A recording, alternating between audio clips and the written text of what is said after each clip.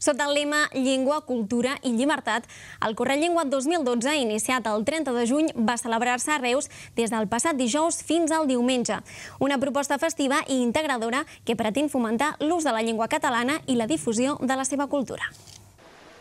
Aquesta pintada pertany al Correllengua 2010. 2 anys més tard, la situació del cinema en català a les sales de Reus segueix sent similar. Per aquesta raó, la poca presència del cinema en català va tornar a ser motiu de reivindicació durant el Correllengua d'enguany. La situació de Reus en particular és pitjor del global de Catalunya, ja que, per exemple, al global de Catalunya el percentatge és aproximadament un 3%. Un 3% de les sessions són en català.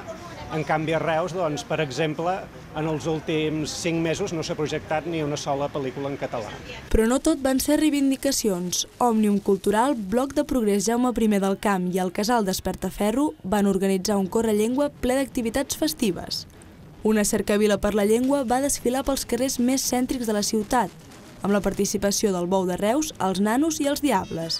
Els més petits van poder gaudir de diverses activitats organitzades per les entitats col·laboradores, com ara fer bombolles o simular que pujaven a un castell. El grup casteller de la URB, els Pataquers, també van amenitzar la jornada amb una demostració de castells. La suma de les diverses entitats organitzadores i col·laboradores va ser el punt fort d'aquest correllengua, que no va acompanyar el bon temps. Ha fet fred, ha fet pluja, ha fet una mica de mal temps i això ha fet que la participació anés una mica a la baixa.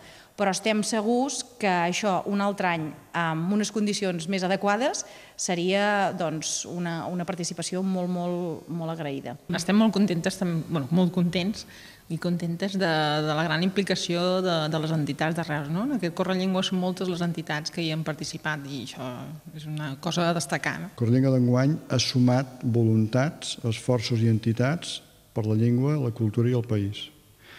I, per tant, això és molt important, treballar en xarxa i col·laborar entre les entitats. El sopar amb la participació del Cor de Carxofa, un grup de cant improvisat, va ser també un dels actes rellevants d'aquest Correllengua 2012, que finalitzarà a Figueres i Perpinyà el proper 10 de novembre.